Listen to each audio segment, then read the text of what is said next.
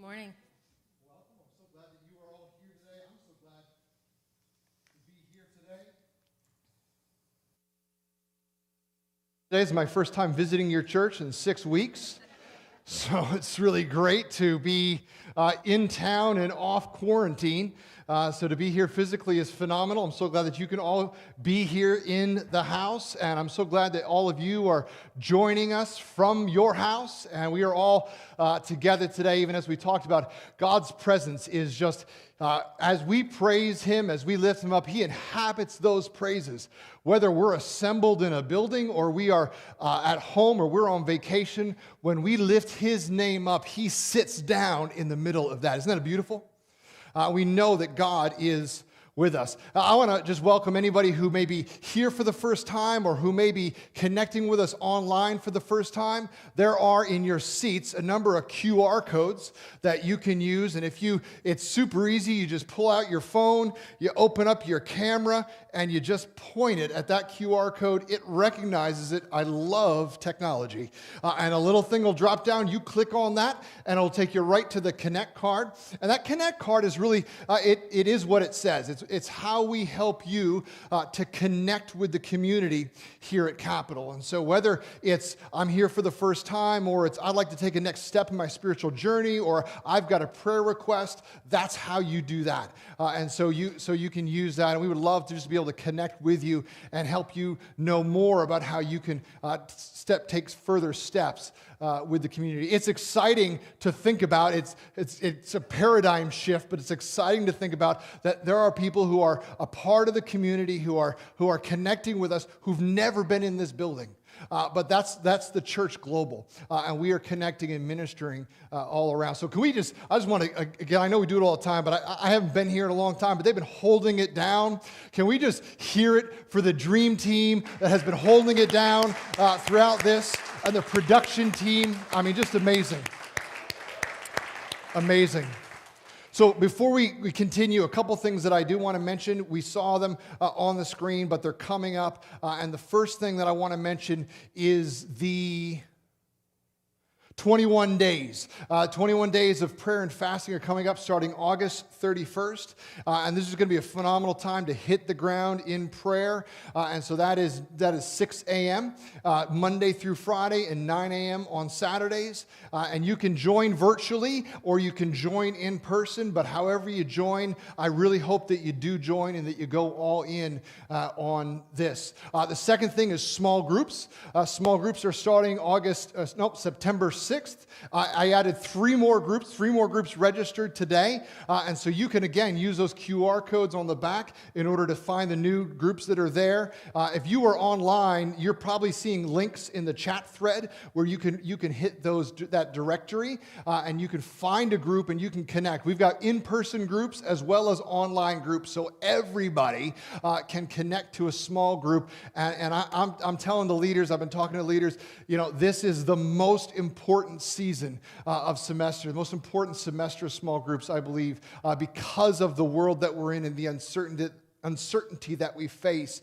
We've got to be connected with God's family. So I really hope you check that out, you find the one you love, and that you connect with that. We've been in a series all summer. We've called it Season for Change. The anchor verse in this season is Mark chapter 1, verse 15, where Jesus says, the time has come. It's time now to change the way you think and act because God's kingdom has come near. So believe the good news. And so what he was saying was he was calling the movement that Jesus started. It was calling all of his followers. If you're a follower of Jesus, he's called you into a movement, not into a destination, but into a movement into a mission of making earth look a little more like heaven, which means a couple things. It means, first of all, we can't just go on thinking and acting according to human wisdom. We can't either just stick our head in the sand and hide out and sing until the end. What it means is that Jesus has called us to get God's mind. to find out what he thinks, how he acts and wants us to act about issues that are facing our world. Christians don't get to remove themselves from the conversation. We've got to find out what God's mind is about the issues that are facing our world in our day. So that's what this summer has been about, and we have been making space for conversations that need to happen. And we have been recognizing these conversations, they're happening elsewhere, but they need to be happening in the church because we need to be forming a gospel-centered narrative around these conversations. So we've been making space for the conversations, and we've been giving voice to people who may not commonly have a platform. We've been calling on our own experts from our own Capital Church family to talk to issues that they experience. And today, I'm excited because today we are starting, we're having a panel called, we're calling it Women in the Workplace. And we have gathered, it's my honor to sit with my wife and with 4 of our own Capital Church family who can certainly speak to this far better than I can. And so I want to thank you for being here today. And I'm wondering if we could just say thank you to our panel for being bravely up here on the platform and to share from their lives. So why don't we begin? And I'd love you just to introduce yourselves. And if you would not just tell us who you are, but let us know also how long you've been a follower of Jesus and what you do for work.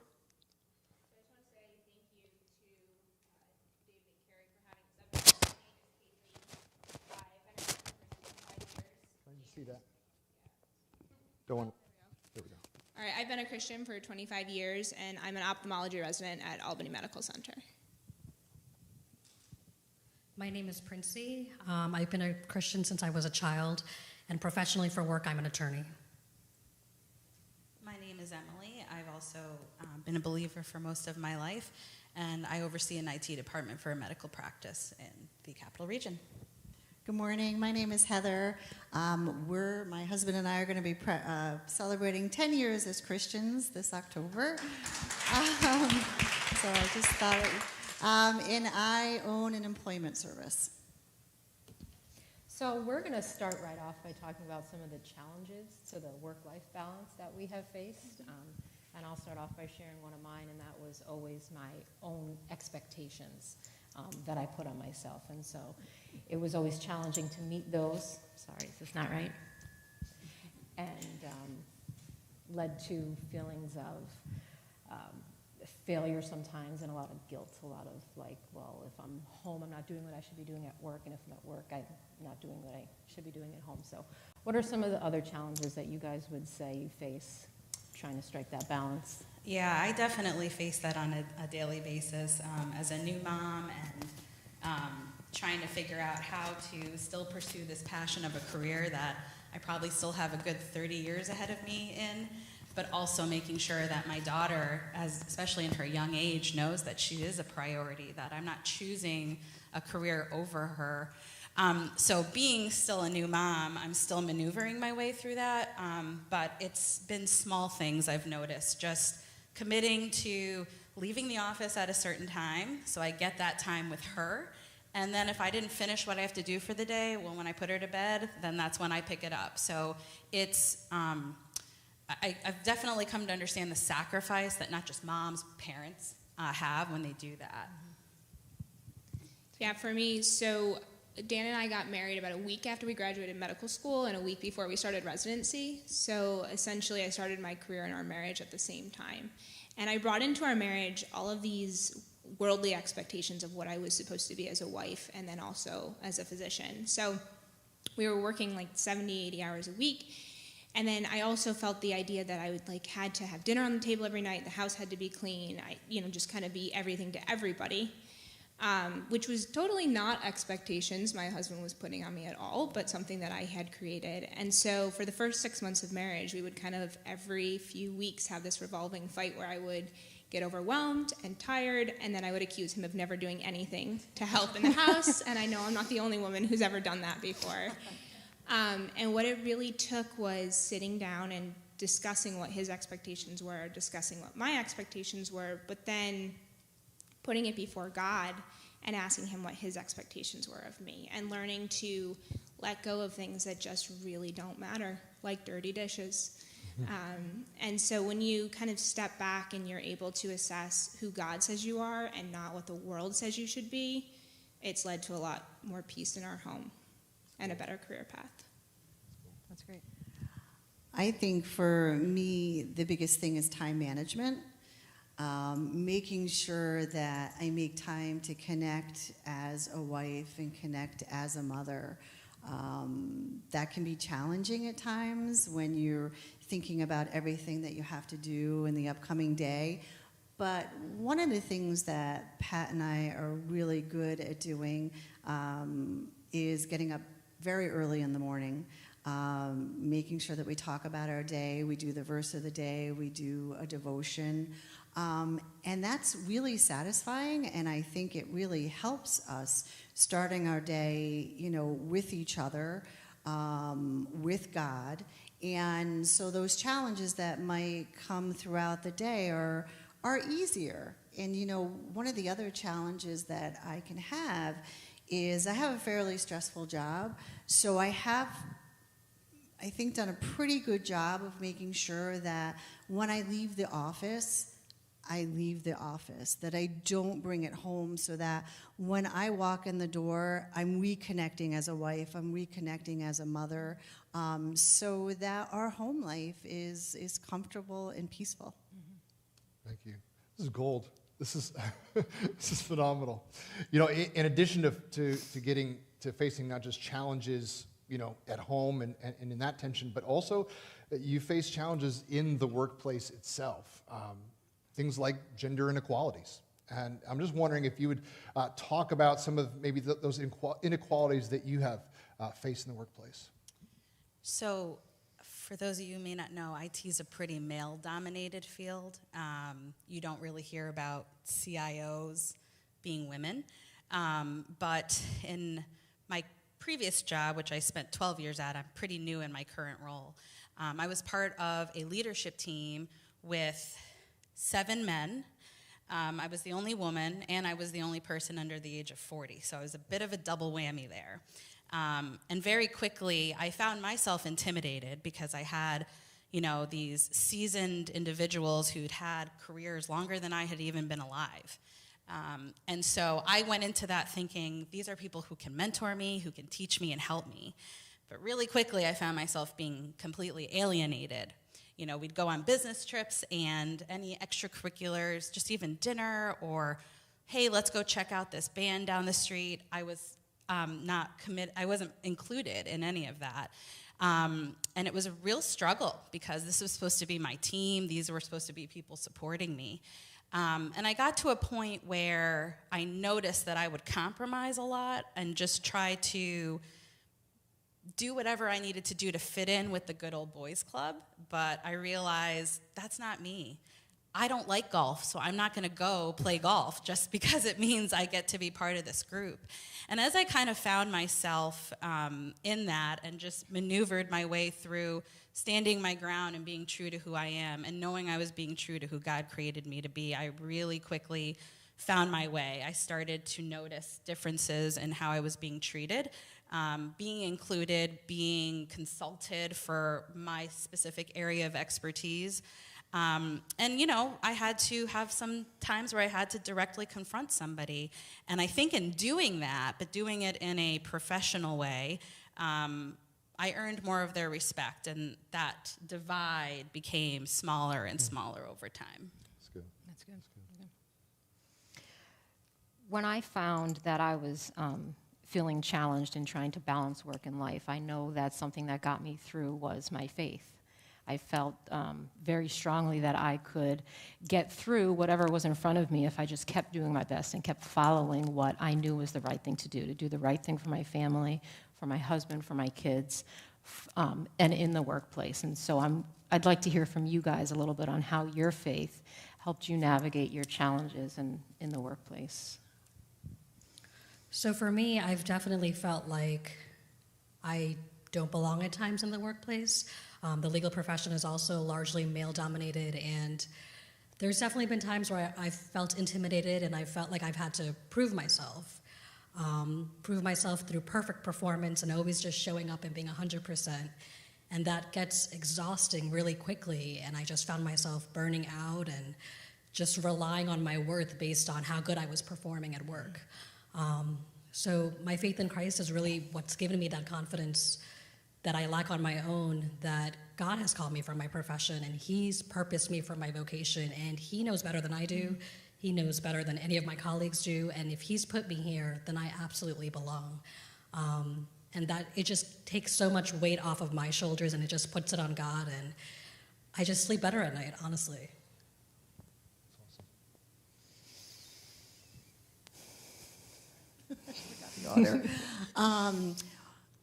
Simply put, I trust in God. I'm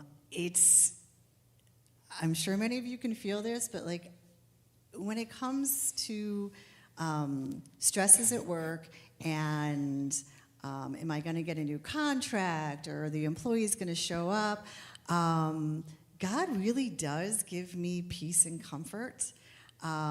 He balances me out mentally to not freak out when there are these things happening at work that it's really hard to explain, but I think a big part of my success is just trusting in God and knowing that God will provide for myself, my family, for the employees that work at the office. And many, many years ago, I remember I was very nervous about getting a contract, and I remember Carrie and David saying to me, "We're praying for you. We're praying that God blesses you with this." And He did, and I think I never forgot that, and I think it's just so comforting, and so it's really putting your faith in God and trusting His plan. Mm-hmm.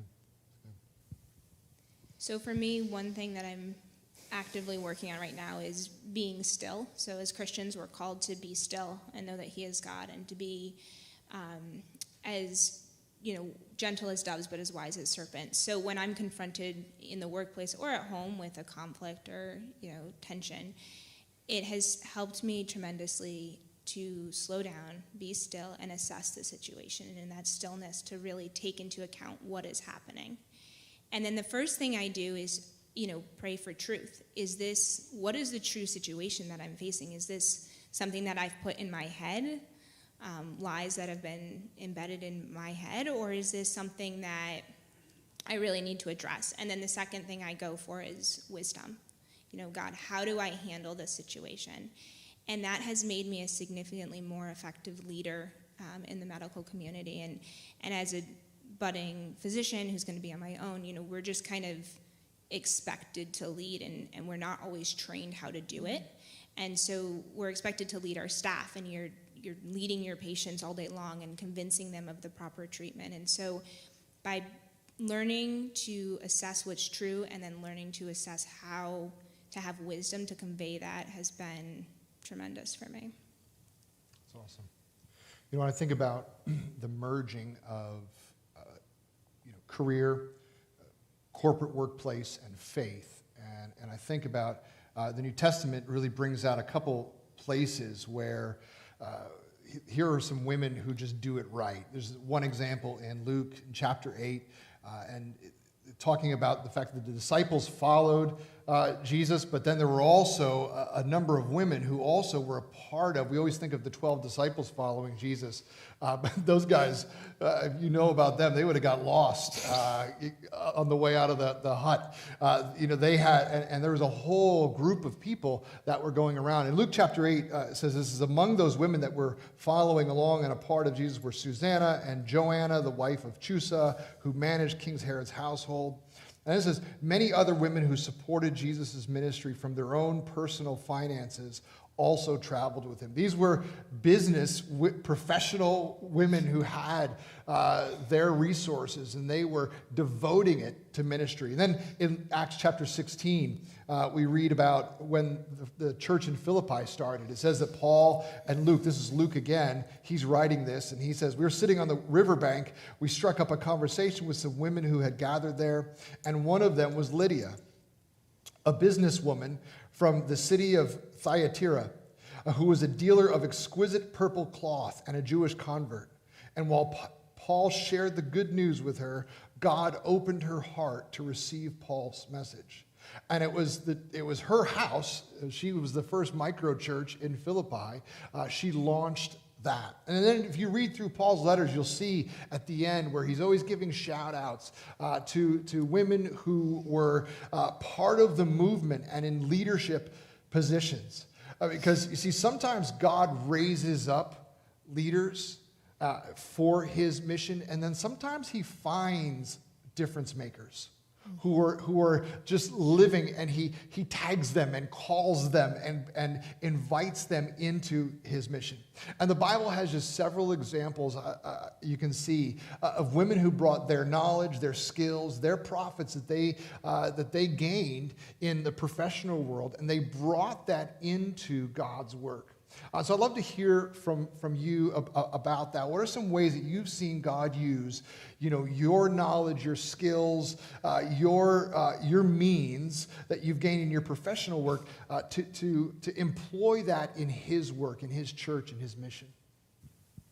So for me, my family immigrated from South India in the late 80s. We're first-generation American. To say that my family is foreign to the American legal justice system is probably an understatement. And I think a lot of people, they usually don't have access to an attorney. And I think my profession has just allowed me to kind of bridge that gap and provide access to some legal knowledge. And it's just been an amazing blessing to be a vessel and to just, sometimes it's as simple as like interpreting a legal document. Sometimes it's a little bit more complicated. But it's just been such an honor to be able to do that, and I'm just so grateful that God has been able to use me in that way. That's awesome. When I received my quarantine order, my first thing I did was send it to Princey. I said, is this legit or is this a suggestion? I am not responsible for that. She said, no, it's legit. So, I had been blessed with having some pretty decent, I should say pretty great leaders in my corporate life. And one thing that I realized is part of what they did for me was really invested to know who I am. And through that, they were able to mentor me and teach me how to be a more effective leader. And so kind of using that and thinking about how Jesus, our leader, how he led. He took time and he invested in people.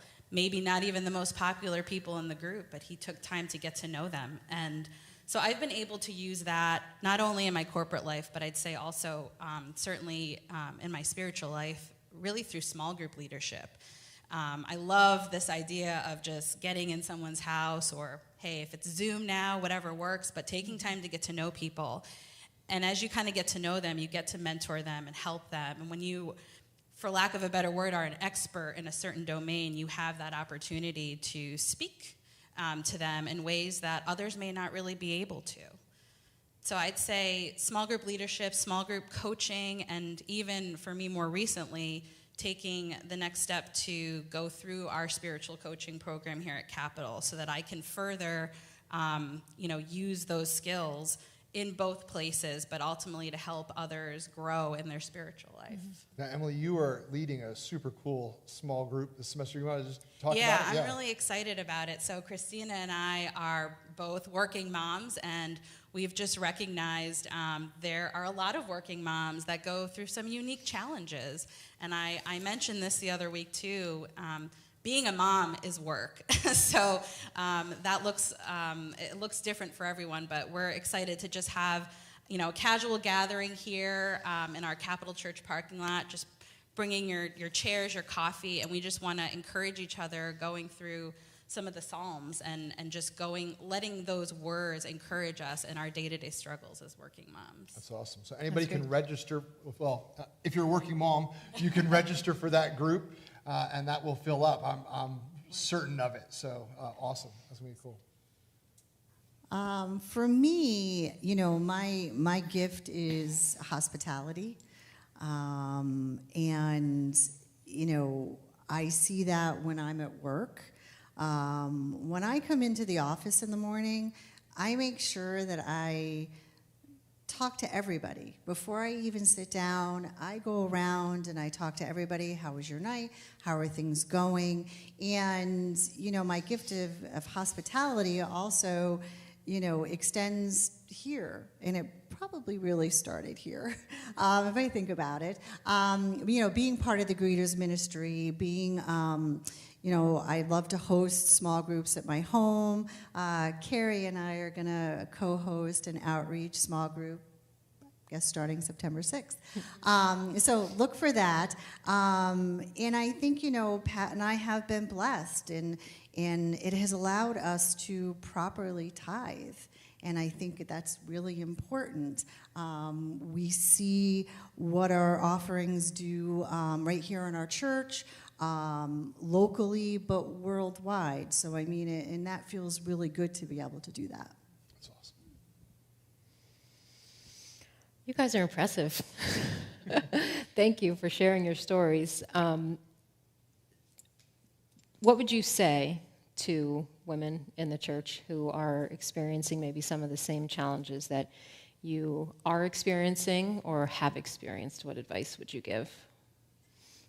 So I would say remember your identity. Remember whose child you are. When I first started my career, I was very wrapped up. My whole identity was wrapped up in being a doctor. And the problem with that is when you're taking something, even if it's something of God, so I 100% know that I was called to be a doctor, but when you're taking something that's of God and you elevate that above God, it becomes an idol, and it's destructive. And so I would just say, remember whose child you are, and he will open doors and close doors for you appropriately. And so it starts by just trusting him with your future, and also committing your future to him, and trusting your career, and even your day-to-day. And then if you let him lead, he will lead you. And, your career will follow in suit, or, motherhood, or whatever else you're facing, but just really trusting him and giving it to him, sacrificing it to him. When I started working, I, knew that I wanted to get married, and I knew that I wanted to have children. And I kind of just heard this phrase over and over again, that women can't have it all. And sometimes it was through articles that I was reading, or, maybe some colleagues or friends. And it's just something that's always really frustrated me and just makes me really angry.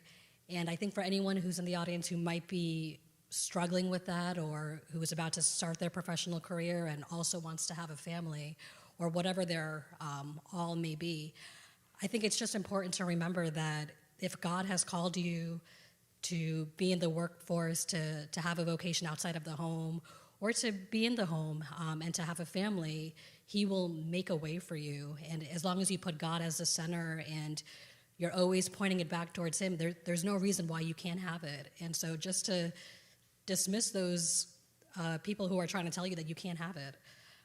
I wish someone had kind of said that to me, because it just seemed like an uphill battle. And I'm sure it has its challenges, as I will find out in a month or so. But I know that if this is something that God has put in my heart, and I know that it is, that he will make it work. Amen. That's right. Thank you guys so much. Can we again just thank our panel today? We go back to the beginning, right? So you go back to creation, and in Genesis 1:27, we see where God created. And we're told it says that God created, I think we have that slide. It says, God created human beings in his own image. And in the image of God, he created the male and female. He created them. He created them, right? Now, how many times can I say this, right? And then chapter 2, we kind of have the story again, right? And it's told more incrementally. God creates man, and he says in Genesis 2:18, he says, "It is not good for the man to be alone. So I will create a companion for him, a perfectly suited partner." And in God's design, the way he intended it, men and women are created uniquely and equally in perfect partnership with one another, each one bringing to the table what the only one can bring to the table. And that's true in marriage, and it's also true in the marketplace, and it's also true in mission. In the Bible, there was no inequality until sin entered the story. And it was only after that we have now gone so far off course, and that we struggle to get it right, and that we we're in this like constant battle to frame the conversation right. And so often we're trying to fix brokenness with more brokenness. But the good news of the gospel is that Jesus is bringing healing, and he is bringing a way back to what God's plan originally was. And he is calling us into this mission to make earth look more like heaven, to where we are realizing and living out in marriage and in the marketplace and on mission what his picture of humanity was, created in his image to glorify him and to live out his plan together. And so I think two things. I think, that God calls us to change the way we think and we act in order, this is what Jesus' message was, in order to align with what God's will is. And he also recognizes that the beginning of that is by putting our faith. We got to believe that good news, believe that Jesus is the one that makes this. No other tactic is going to fix this brokenness except for Jesus and allowing him to direct our lives. So I think, if this word today, as we talk about these things, if this challenges us, it's probably because God's wanting us to change the way we think and we act.